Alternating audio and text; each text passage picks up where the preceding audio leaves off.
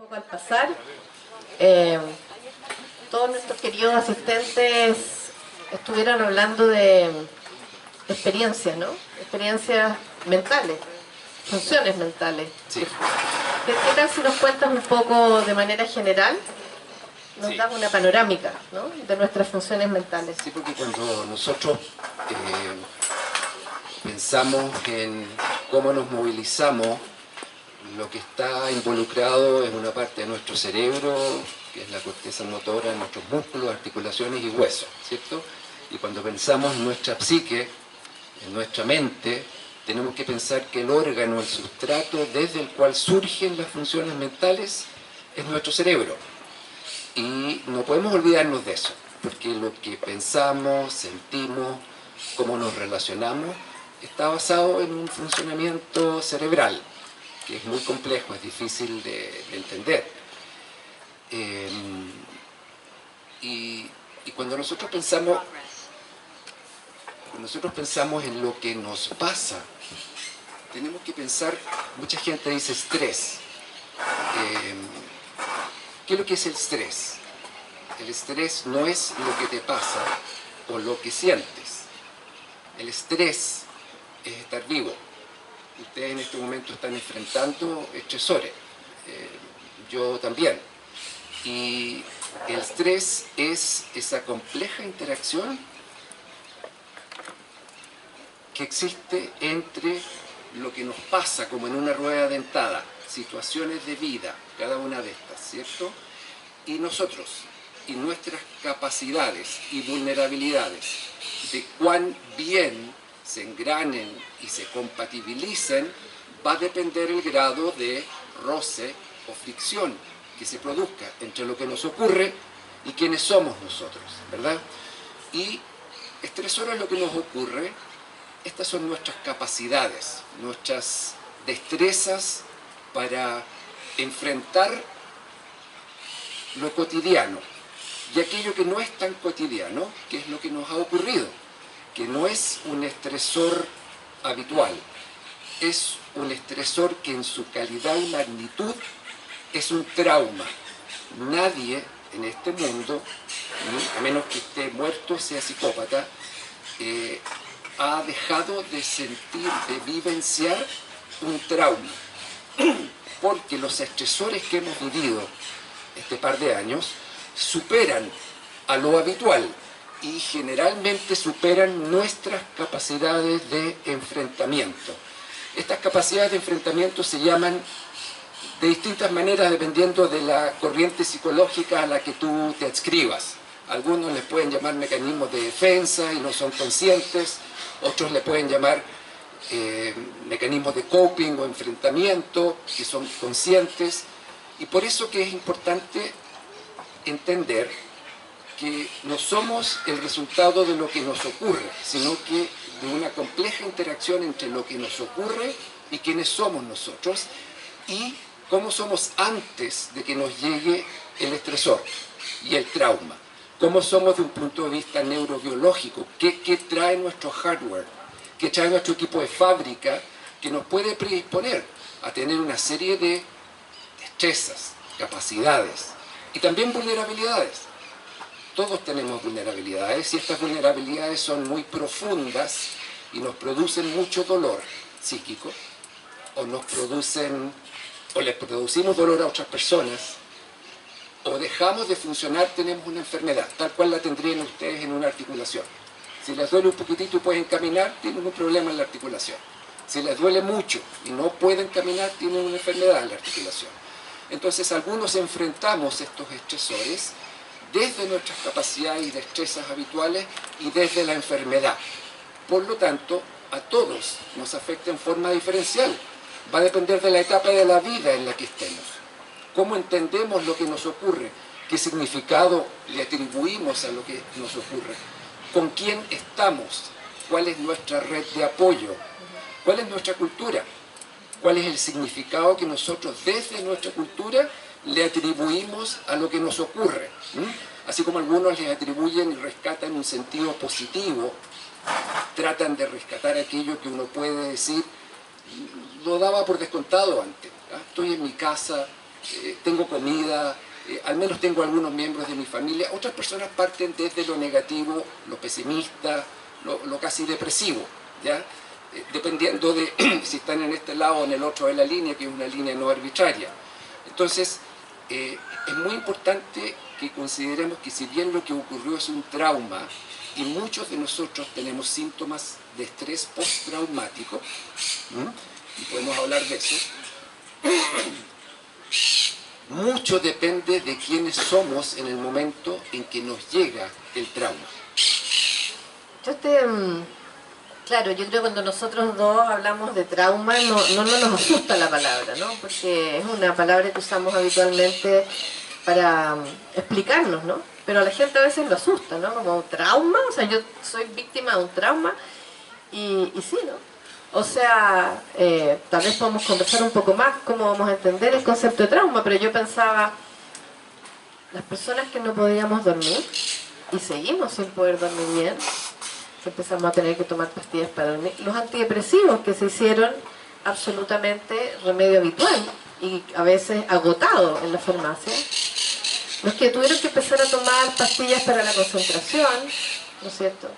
Es decir, yo creo que efectivamente cuando uno piensa en el aumento que tuvo las consultas en salud mental, el uso de fármacos, ¿no es cierto?, psicotrópicos, ¿no?, remedios que tienen que ver con la salud mental, alopáticos, y otros se fueron por las vías homeopáticas, que también tuvieron un tremendo auge, ¿no? Es decir, sí, entonces yo creo que por ahí es donde uno puede empezar a entender cómo conceptualizamos nosotros el trauma, que no tiene que ver con un mega trauma, sino que tiene que ver con esa alteración que supera nuestra capacidad de abordaje o de coping, como dice el Pato, habitual, ¿no? Creo que te referías a eso. Sí, porque cuando uno termina con el pololo, es difícil, es duro, es angustioso, es triste, ¿ya?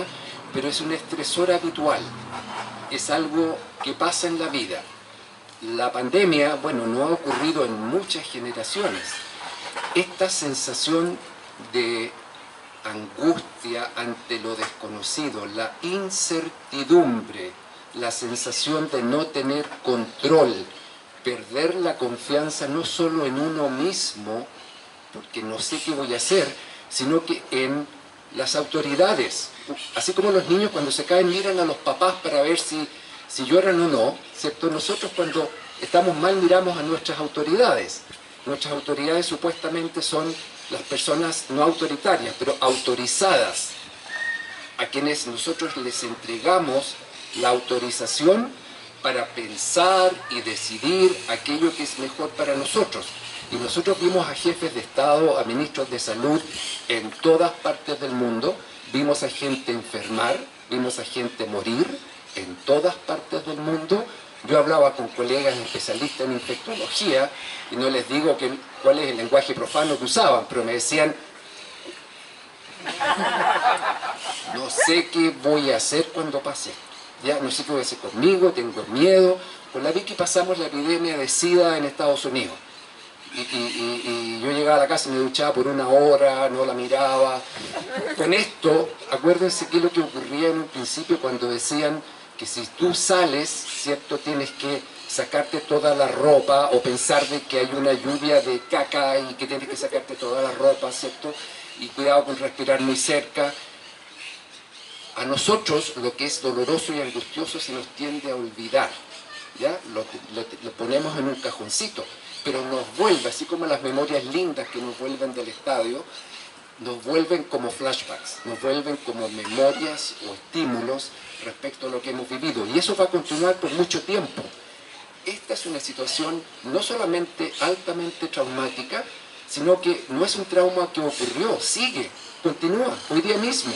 Es un trauma crónico y es muy diferente. Nuestro sistema inmune responde muy bien al trauma agudo. Nuestro cerebro tiene mecanismos de adaptación que se transforman en mecanismos psicológicos que nos permiten a nosotros manejar con nuestro cuerpo una respuesta a una infección aguda o a un trauma agudo. Y respondemos muy bien. A las infecciones crónicas y a los traumas crónicos no respondemos bien. Baja nuestra inmunidad y con el tiempo van bajando nuestras capacidades de enfrentamiento. Esto ha sido y va a seguir siendo un trauma por un tiempo largo. Estaba pensando en eso, ¿no? Cuando tú decías un trauma agudo, yo pienso en los míos, y el mío son los temblores, ¿no? Pero efectivamente ya tengo un aprendizaje, lo paso mal cada vez que tiembla, no lo dejo de pasar mal, pero efectivamente es corto, lo conozco, sé que puede ser más fuerte o menos fuerte, pero también sé que el temblor en algún momento se acaba, o sea, nunca he vivido un temblor infinito, es como, hay una experiencia que ya mi mente usa, ¿no? De que se va a acabar. Y yo creo que esto que tú dices, donde todos ponemos lo mejor de nosotros, pero esta sensación de que no se acaba y que ahora ya están encontrando la variante del Omicron que va a tener otra cosa, ¿no? Decía el otro día un ministro, no podemos estar vacunando a todo el mundo, a la población del mundo por cada 6 meses, ¿no?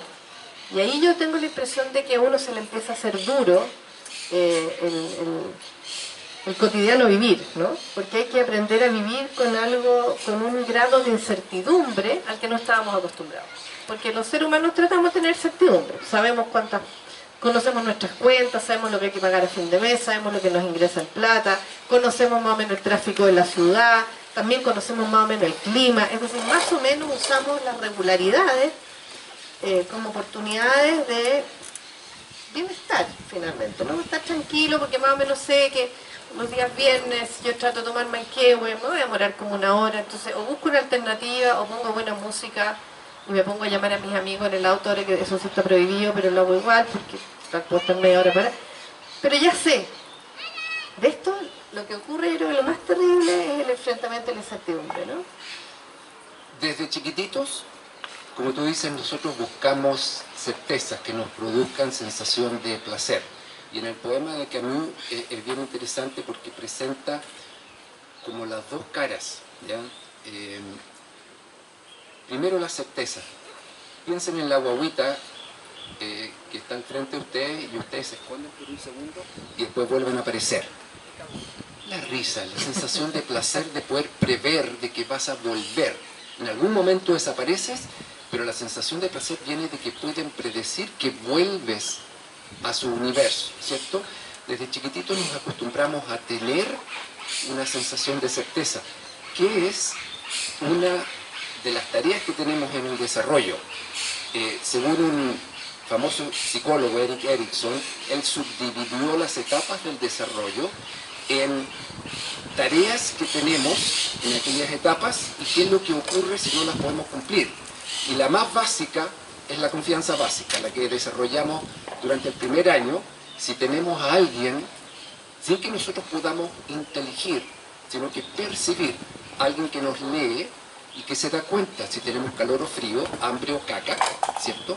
Esa sensación de que alguien te lee y sabe lo que es bueno para ti, que la tienen también las mascotas, ¿cierto? Que nos miran y reaccionan de una forma que está basada en la sensación de confianza que nos tienen, y si no, nos ladran. Bueno, cuando tú no tienes esa sensación de confianza básica, se produce angustia, y una angustia una sensación como de desesperanza, una sensación de que las cosas no van a estar bien, que se transmite a tu estructura cuando pasas al próximo escalón, que tiene que ver con autonomía, y después iniciativa, y distintas tareas en la adolescencia, en la adultez, y cuando vamos pasando esos peldaños, en que tenemos tareas sin pasarlos de una forma saludable, ya sea por nuestro hardware o porque nuestros software de vida, familiares, no han sido buenos, pasamos con deuda, pasamos con dificultades. Y en el poema de Camus él hablaba de las situaciones difíciles y cómo las enfrentaba, ¿cierto? Tengo que enfrentar una situación difícil, esto es doloroso, me da pena, tengo desconfianza, no sé si tengo control.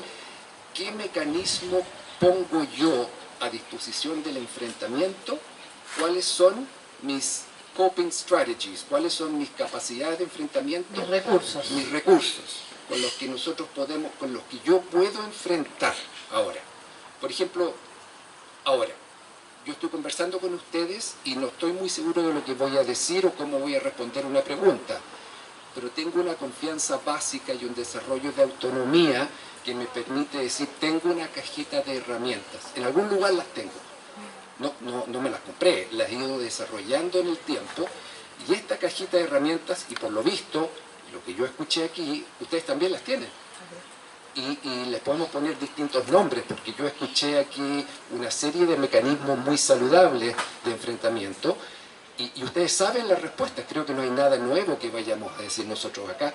Quizás les podemos poner un nombre para que ustedes lo identifiquen y sepan que eso que tienen en mano es un martillo o un destornillador, son herramientas que ustedes tienen. O sea, yo creo que en parte lo que estuvimos expuestos, ¿no?, fue a estar mucho más tiempo con nosotros mismos, ¿no?, a pasar más horas con nosotros mismos sin una ocupación, ¿no?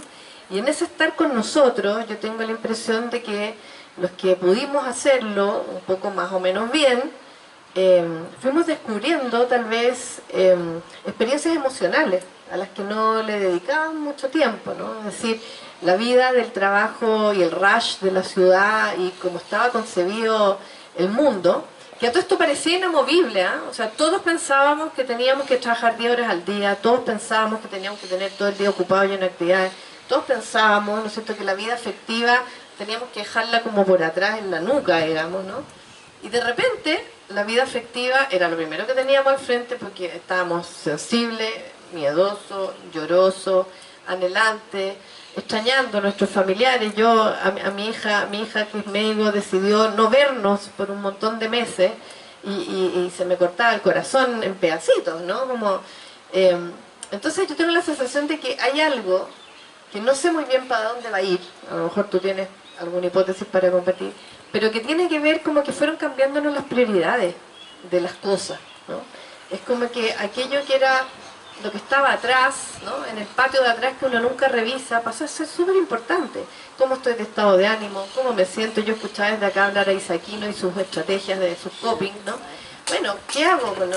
¿Qué hago con y cómo vuelvo esas experiencias internas? Porque ya no tengo tanto distractor. Yo vivía todos los fines de semana lleno de panorama, y era una palabra positiva estar lleno de panorama, y ahora me encanta tener poco panorama. Tuve 1 año y medio para desaprender, ¿no es cierto?, esta idea de estar siempre tan ocupado, y bueno, pero no sé si tú piensas que cambió algo como un nivel más estructural, en la manera cuando digo estructura no estoy hablando de neurociencia, no estoy hablando del cerebro, no sé si el cerebro puede cambiar en 2 años, pero sí en la manera de comportarnos o de entendernos con las cosas. Yo aquí escuché mucho de eso, como sí, desde acá, ¿no? Como... Y los que quieran nos interrumpan y nos comentan. Perdona, ¿quieres comentar ahora? Sí, dale, dale.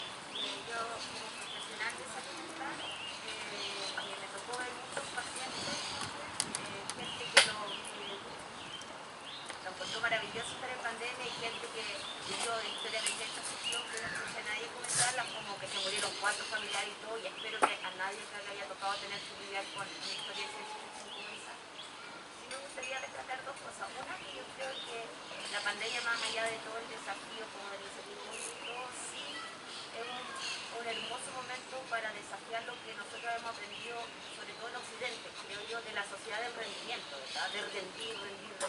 Entonces, rendir 12 horas al día porque me despierto y a las 7 tengo que ir al gimnasio, a las 8 tengo que llevar a los padres al colegio, a las 8 y media ya estoy en una reunión, y a las 10 fui a la comida con los amigos, porque, o sea, yo creo que la pandemia es una ayuda para esta sociedad del rendimiento y al deshacer todo esto que mencionan. Quería hacer un comentario, quizás, no sé qué piensan ustedes, pero dentro de la transmisión transgeneracional del trauma, todas las generaciones tienen traumas, y yo creo que también se nos había olvidado porque la modernidad hizo mucho más fácil la vida, sobre todo en Occidente. O sea, tal vez si le preguntamos a los africanos, no sé, a gente de Asia cómo es vivir un trauma o un refugiado, pero algo que para mí fue muy emotivo dentro de lo que es la primer paciente judíos, fue que para muchos pacientes judíos, gente judía, vivieron las cuarentenas y la pandemia como una manera de honrar a los judíos. Y mucha gente me dijo, si mi bisabuelo o mi papá estuvo en un campo de concentración y estuvo encerrado en la casa, yo me la banco. Y eso me emociona si la Ana Frank, no sé, o si mi abuelo tiene una cuestión acá y está vivo, yo me lo banco, lo honro, lo vivo con dignidad y con respeto, y esto siento que eso es ese trauma transgeneracional de nosotros como comunidad, es como una fortaleza, una resiliencia. Sí, muy, muy bonito, ¿no? Como no plantearnos que lo que estamos viviendo ha sido el horror más grande en términos experienciales, ¿no? Y nosotros, como dices tú, somos testigos directos de un legado generacional donde posiblemente nuestros antepasados la pasaron un poco peor, ¿no? Sí. Hola, quería hacer dos preguntas. Yo, de alguna manera, el COVID lo acepté. También es usted. No sé si les podemos pasar el micrófono, si van a hacer preguntas. Sí, sí, sí.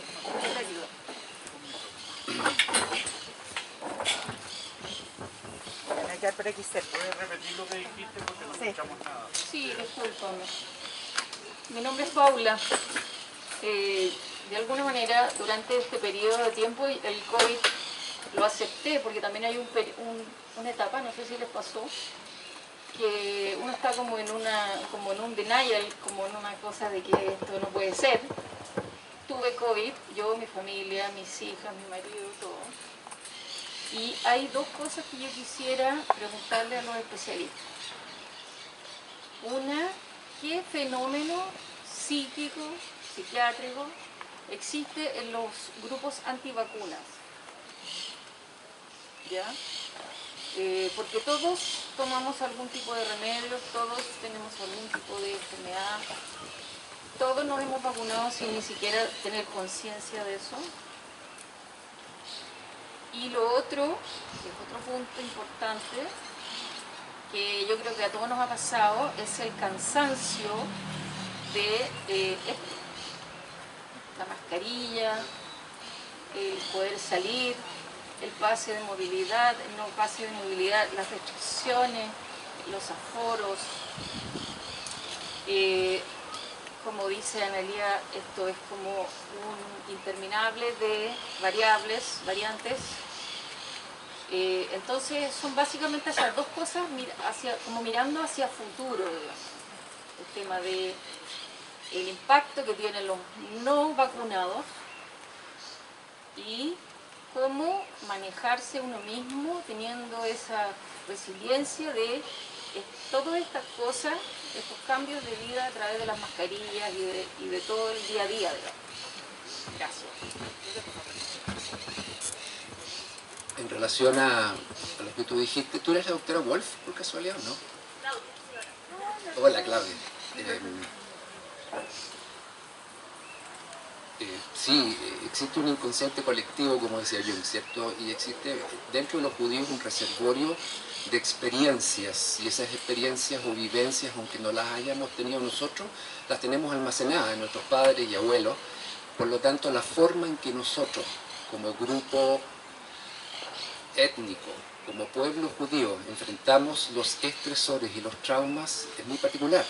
A veces para bien y a veces no para bien, porque tenemos también un sistema de alarma que generacionalmente se ha ido activando, ¿cierto?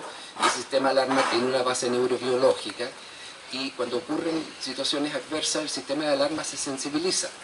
Por lo tanto, tiende a veces a adscribirle un significado más negativo, más catastrófico a situaciones que otras personas las viven de una manera diferente.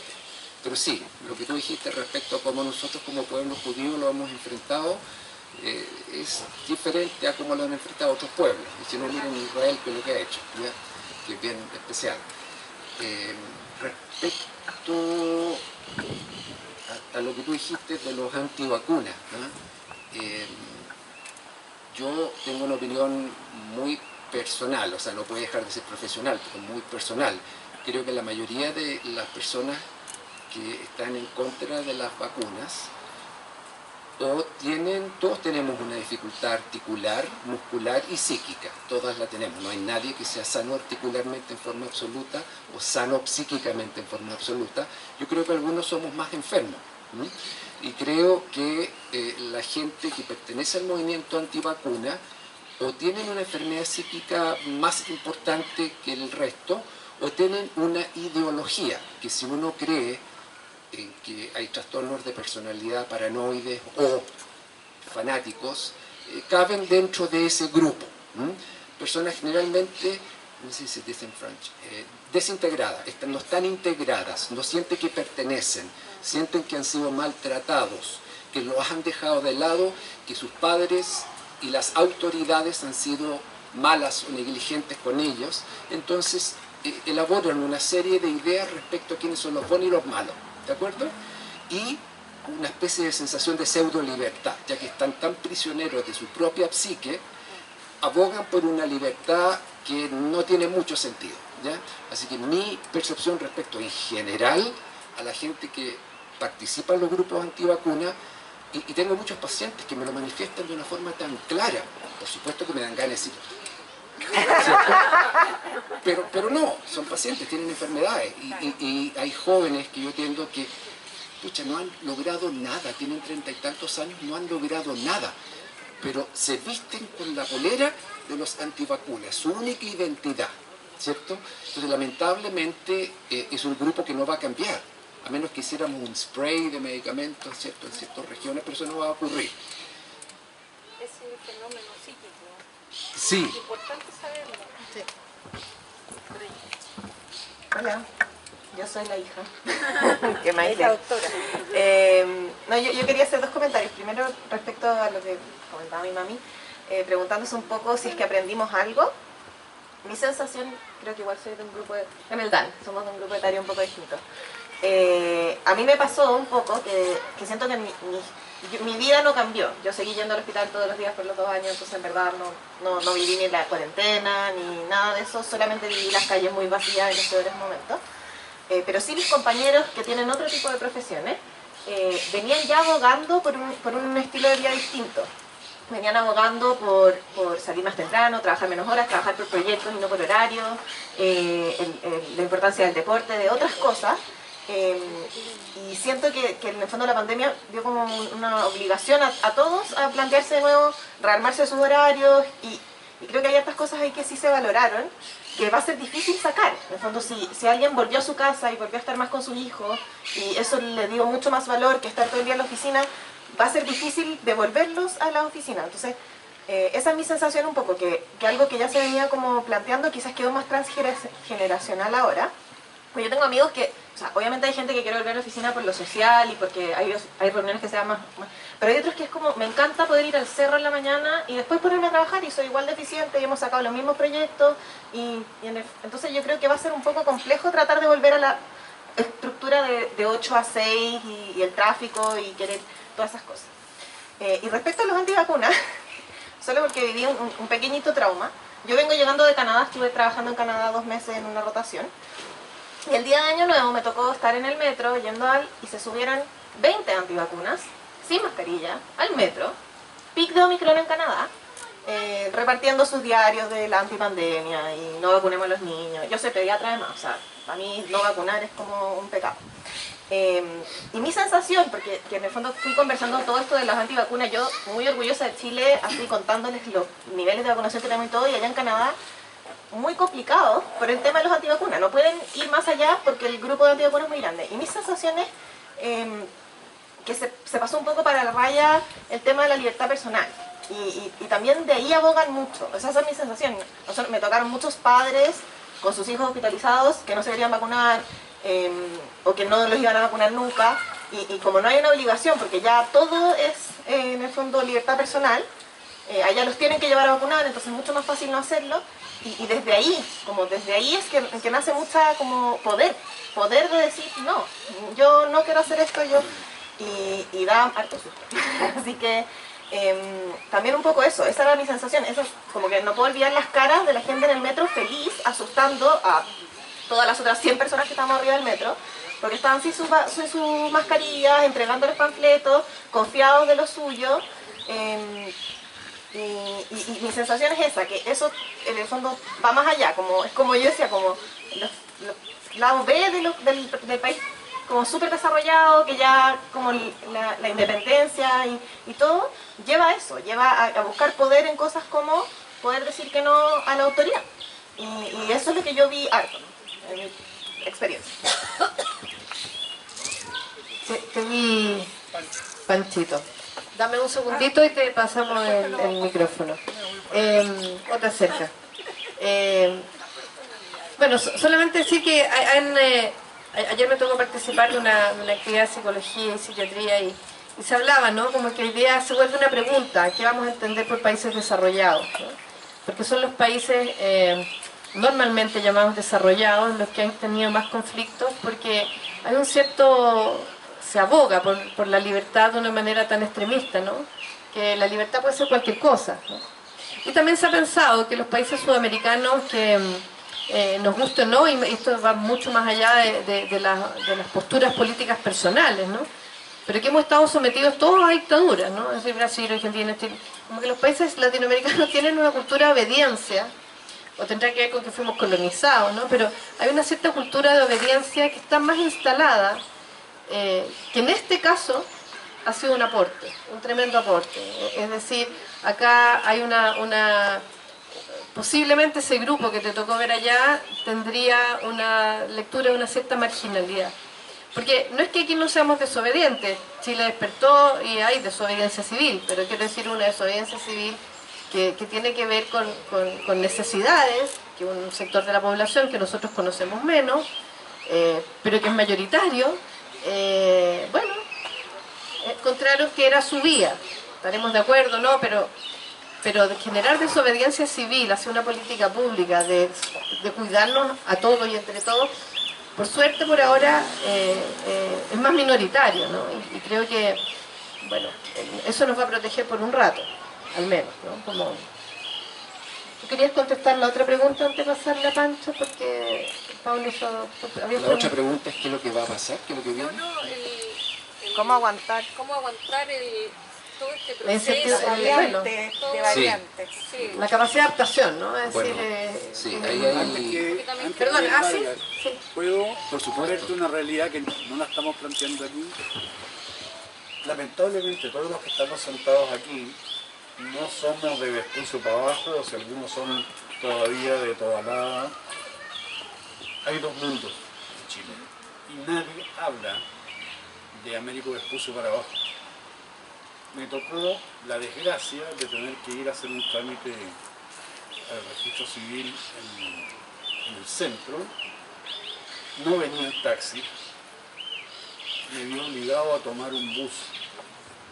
No les quiero decir el desastre que todos los días actualmente se vive en la locomoción colectiva. Me preocupé de mi bolsillo y ni me preocupé ni de la mascarilla ni nada, porque estaba pecho con pecho, hombro con hombro, poto con poto, con increíble cantidad de personas. Nos estamos preocupando en este momento si nos vamos a vacunar o no vacunar, cuando sin embargo en lo cotidiano no hay ninguna preocupación sobre esto. Es pero innombrable lo que significa subirse a un bus de la locomoción colectiva. Innombrable ir de repente a un espacio público, mall o lo que sea, en donde apretuje con el apretuje que yo entro primero. Es tan pequeño la cantidad de personas que no se vacunan, que yo lo llamo preocupación basura, considerando que la otra preocupación no se toma en cuenta. Yo no creo que si ponemos en una balanza la inmoralidad que significa el no tener preocupación de la locomoción, los espacios, las colas, viene siendo pero ínfima la preocupación de la vacuna. Me río de ustedes que se preocupan de la vacuna en consideración a lo que acabo de plantear. Gracias, Pancho. Bueno, como dijimos, Limud, posturas diversas, ¿no es cierto?, que son plausibles de escuchar y de conocer. Efectivamente, yo creo que muchos conocemos la realidad de Vespucio para abajo, para arriba y para los lados, pero yo no te voy a polemizar, si me parece que es una postura válida que en general tú sueles tener, además, Pancho, si nos conocemos. Y creo que sí, creo que efectivamente las necesidades sociales de este país son importantes, pero como es Limud, y nosotros nos invitaron a hablar de salud mental y pandemia, por eso hemos dirigido el tema para esto, pero te invito porque en general nuestro Limud da mucho espacio para que conversemos de necesidades sociales, justicia social, judaísmo, solidaridad, y son los espacios donde caben esas preocupaciones que tú nos estás planteando en este momento, que son tremendamente válidas, Hay dos palabras y les quiero contar. Escucha, tú tenías tantas ganas de ir diciendo cosas, pero es importante que participemos. Eso, ahí querías hablar tú y quería acá adelante hablar la Geraldine. Entonces, ¿por qué no? ¿Sí? Vamos a pasar el micrófono para allá y después volvemos A cerrar con... Creo que te vas a tener que acercar un poco. El doctor comenzó hablando de los traumas, ¿verdad? Entonces yo tengo una pregunta así bien abstracta. También existe el trauma de la información. Si esto hubiese pasado hace 100 años atrás, nosotros no tendríamos el bombardeo de la información, de las redes y de todo lo que ha pasado.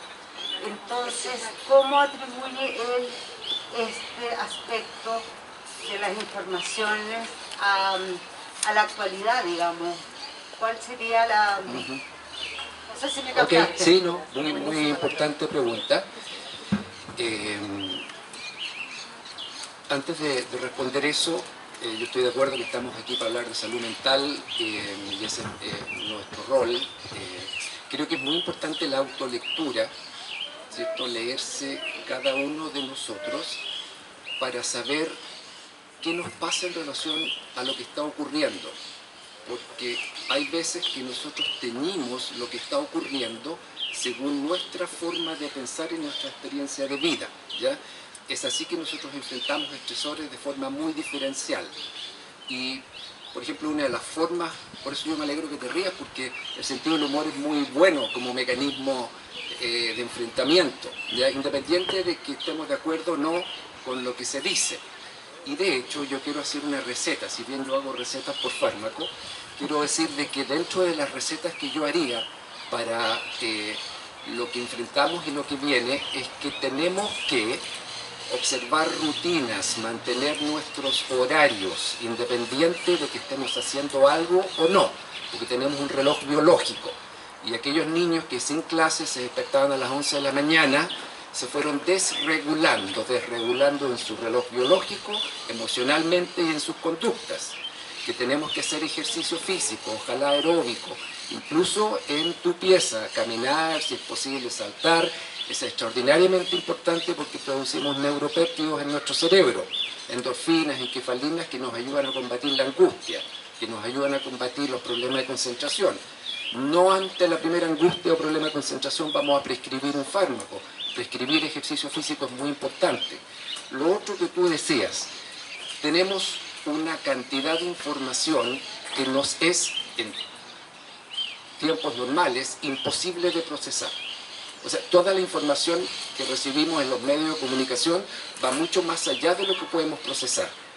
Tenemos que seleccionar con mucho cuidado qué es aquello a lo que le vamos a prestar atención. El quinto poder por esencia es sensacionalista, ¿de acuerdo? Entonces, para vender van a presentarnos información que es sensacionalista y que nos va a generar angustia. Tenemos que nosotros filtrar por nosotros mismos y también para nuestros niños que son vulnerables. Eso es muy importante. Hay que elegir cuál es tu fuente de información. Independiente de que sea Fox News, que es de derecha, o CNN, que es de izquierda. Tratemos de elegir aquella que nos brinde información neutral y científica, que no está basada en vender, y eso es muy difícil. Lo otro es Limitar el uso de las pantallas y la tecnología, es muy fácil decirlo. Nosotros estamos trabajando y los niños aprendiendo con pantallas, pero al igual que la energía nuclear es maravillosa, depende para qué se use, las pantallas y la tecnología la podemos usar para fines que no son muy saludables, ¿cierto? El exceso de videojuegos o el exceso de redes sociales, aunque nos conecten, nos priva a nosotros de tiempo íntimo, del tiempo cercano.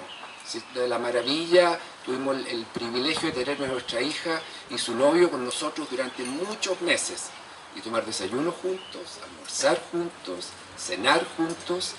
Si estamos pegados a las pantallas, vamos a ordenar comida rápida, no vamos a quizás cocinar en conjunto.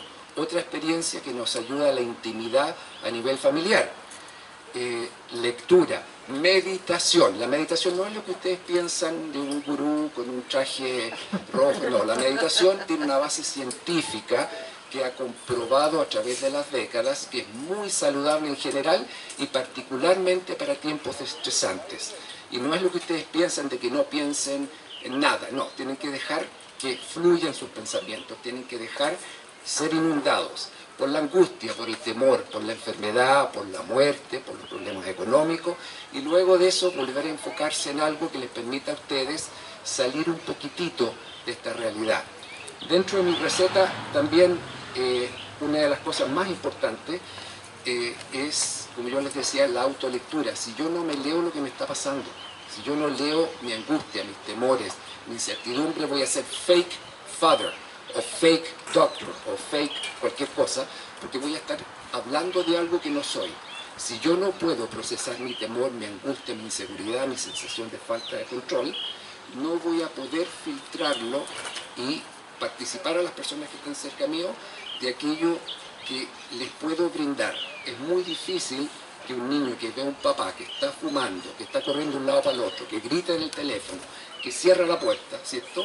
Le puede decir, quédate tranquilo, gallo, no va a pasar nada. No, los hijos hacen y sienten lo que nosotros hacemos y decimos, ¿de acuerdo? Entonces, lo que hacemos, no lo que decimos. Y lo otro, que está por sobre el cerebro y las funciones mentales, que es la salud espiritual, cualquiera que sea vuestra acepción de lo que es espiritual, ¿ya? Creo que, aunque lleguemos a eso por mecanismos defensivos, para ampararnos y buscar alguna forma de tranquilidad, es extraordinariamente importante que nosotros podamos, si no leer, yo tuve el privilegio de continuar mis clases con mi rabino todos los días jueves a las 11 de la tarde, a las 11 de la mañana, ¿cierto? Y ni siquiera hablando de religión, hablando de judaísmo, hablando de nuestra historia, hablando de cómo enfrentamos situaciones como pueblo a través del tiempo. A mí me parece que eso, si bien está dentro del ámbito de salud mental, para mí está en un nivel superior. El poder acceder a ese ámbito es extraordinariamente saludable. El que nosotros nos podamos reunir acá y podamos hablar respecto a lo que ha ocurrido, está ocurriendo y va a ocurrir, es extraordinariamente saludable. Tenemos un sentido comunitario, somos muchos, ¿ya? Somos judíos, estamos en Chile, podemos comunicarnos en base a nuestra experiencia. Esto que estamos haciendo ahora es muy saludable. El conversar como lo estamos haciendo es muy saludable. Y sin prescribir nada hasta ahora, para que se den cuenta. Yo te adscribo plenamente a lo que cuentas y simplemente a modo técnico, porque nos vamos a ir al break ahora, vamos a tomar un rico cafecito para después poder escuchar. La verdad es que un hombre que, bueno, Kate y yo podemos confirmarlo, porque les voy a contar una anécdota, ¿no? Después de esto, de nuestro break, tenemos al rabino Skorka online desde el interior de la sinagoga,